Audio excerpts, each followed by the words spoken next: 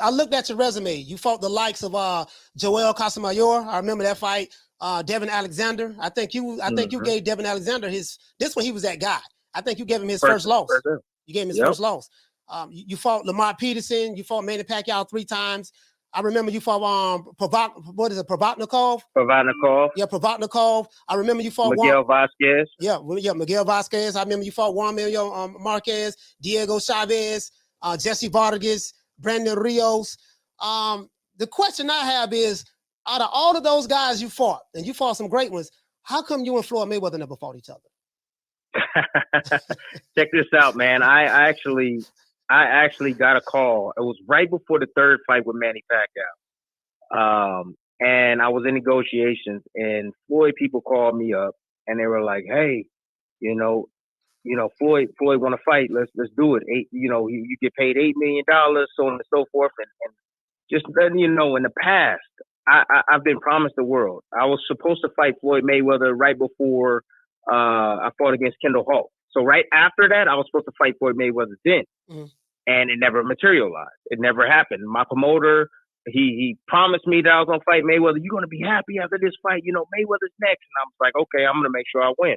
That didn't happen. So I've had different promoters and different guys, managers, and so on and so forth, tell me that I'm going to get something and it doesn't materialize. If it's not on paper, it doesn't happen. Right. And sometimes it can be on paper and it still doesn't happen. But when they called me up, it was like I was writing negotiations with Pac, and I was just like, okay, if he wants to fight me, no problem. All right, I won't sign with Top Rank, but if you put $4 million in my account, because that's what I was made for Pacquiao 3. I made $4.5 million for Pacquiao 3. And I said, put that in my account, wire it. I sent them the wire number, so on and so forth. And they never did. I said, well, you put your money where your mouth is, then you let me know that you for real. So if the Mayweather fight is really on the table for me, give me $4 million, pay me $4 million a night of the fight, and we all gravy. Everything is all copacetic. But I wasn't going to pass up and be just like Amir Khan. Amir Khan thought he was going to fight Floyd Mayweather, and what happened? He didn't end up fighting him. Andre Berto ended up fighting him. So I didn't want to be stuck in that situation and taking food off my kids' table, guaranteed money right out the gate. So I just made a business decision to say, you know what, I'm just going to re-up with Top Rank since it's not going to happen. And I know Top Rank. I've been with them for many years. I respect them. They the ones that pretty much made me rich. But I did somewhat. Some people will say, you had an opportunity and you didn't take it. Well, I probably did. And I'm okay with that. I probably did. And I'm okay with that because, money speaks louder than words.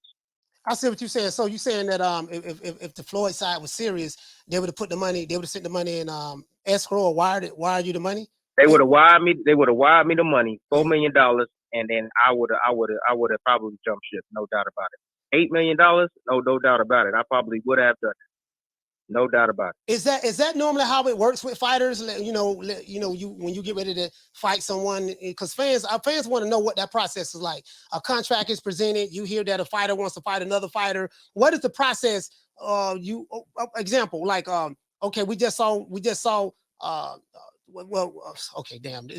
We have Devin Haney fixing to fight Vasily Lomachenko. They're on the same side of the street, so maybe that's a little different. But what's the process? Hey, my name's Devin Haney. Hey, my name's Vasily Lomachenko. I want to fight too. I want to fight too. Walk us through the process of that. How is that made from a financial standpoint when it comes to the money? We agree on everything. So each fighter has a guarantee in their contract with the promoter. So it always starts at the guarantee. And then it starts of who is the draw, and that's the reason why, like when you would see Pacquiao Bradley, you would see Pacquiao at the top because he was the draw. So the top name, just know when you see the top name on the billboards or the posters, that's the draw. That's the A side. That lets you know right out the gate. That's the A side. So, you got to see how the split's going to go. One, the network, where network is going to go on. How much money the network is willing to put up. That's important. Sometimes I would say back in the days when I was doing it, it was like almost like 3.5 million with HBO. They will put up that type of funds to be able to pay the fighters and pay the event and so on and so forth. So, and then that money needs to be split. So of course the promoter's going to do his best to try to give you as less as that as possible, maybe get you around your minimum or a little bit more than your minimum, depending on who you're fighting. You got to understand that, depending on who you're fighting. So let's say if I was fighting, Tank, for instance. Tank obviously is the draw. He's going to be the A side of things, okay? Let's say my minimum was $3 million. But then I come in and I say, well, my minimum is $3 million, but this is Tank we talking about. This is pay-per-view, so on and so forth. So then I'll say, all right, well, give me a $6 million guarantee, or a $10 million guarantee, depending on where I'm at in my career. You got to understand that. Depending on where I'm at. Am I the champion? Am I not the champion? That matters. Okay. So then they'll come back and they'll counter and say, no, $8 million. We'll give you $8 million guarantee. And then we'll give you something on the upside. And I'm like, okay, well, what you going to give me on the upside? Typically, when you're on the upside, it's like $5. They'll give you $5 per home, certain amount of pay-per-view buys. So this weekend did what? 1.2 million, I heard? That's crazy. Where did you hear that from? I read it on a site. So I see 600, I see 800, I see 1.2 million dollars. My buddy just sent it to me. Okay. I think it was on Bleacher Report. Okay. If I'm not mistaken. If it did 1.2 million dollars, that is crazy.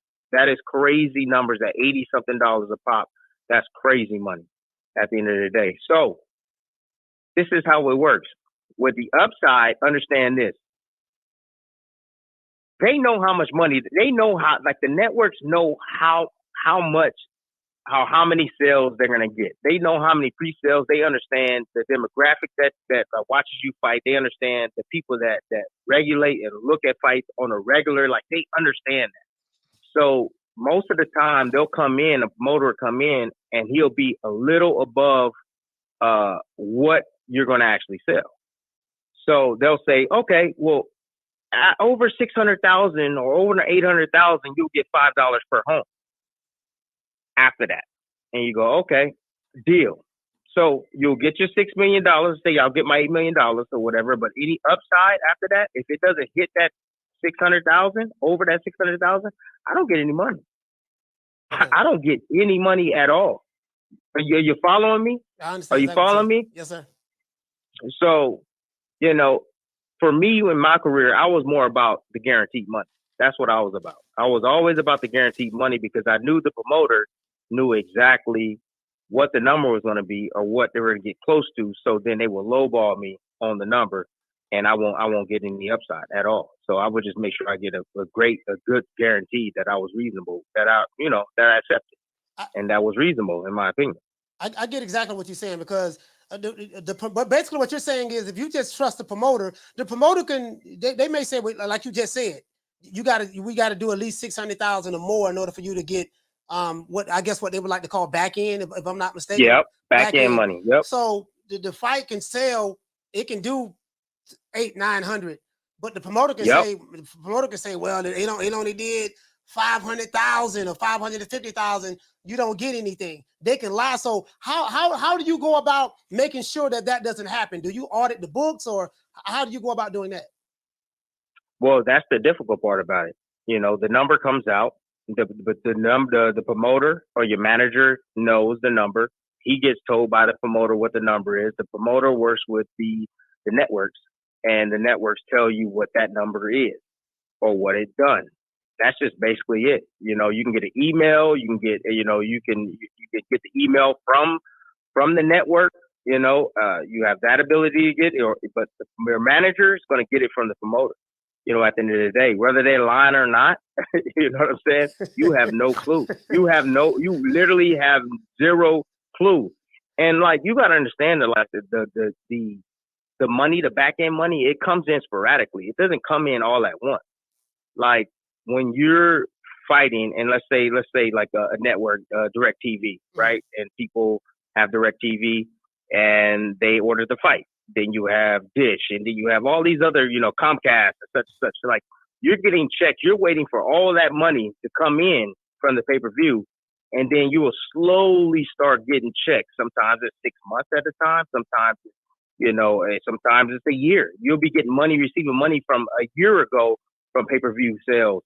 from a fight that happened a few years ago, or a year ago. You know what I'm saying? So sometimes it takes time for you to accumulate or acquire that money, man. It just doesn't come all at once. So these guys this weekend, they guaranteed 8 figures. All right. So after the pay-per-view, let's say the pay-per-view hit $1.2 million. You know, I don't have a calculator right now. I can't do the math for 85. What happens with that is that it gets split in half. The promoter gets about, I would say 50%, sometimes 51%, depending on the deal. And then you have the networks that get the rest of the 50%. Understand that. 50% of that cash gets split in half. It goes to the networks, and then it goes to the promoter. Okay, the rest goes to the promoter. Promoter pays the fighter. Okay, whatever his guaranteed is, whatever after that, then the promoter keeps. And at the gate also, same thing. The promoter can keep the gate as well. You know what I'm saying? So it depends on how your contract is worked out at the end of the day. You know, I remember fighting Pacquiao, and Pacquiao got gate money. He got back end money all the way across the board. Sales, ticket sales, and all. Pacquiao had to buy $1 million worth of seats. He had to buy $1 million worth of seats. Understand that. That's how that works. So a lot of times, you know, you see these packed houses. Well, a lot of those tickets are given away. A lot of those tickets are given away, man. You know, because you the promoter, you the fighter, you have to. It's almost like if you're going to be part of the promotion. Guess what? You gotta be part of the promotion. You gotta put up some funds. You gotta put up some money. So hey, $1 million worth of tickets, whatever you do with it, that's on your business. But you got $1 million worth of tickets that you gotta distribute out. Man, I'm out of here, bro. Let's go.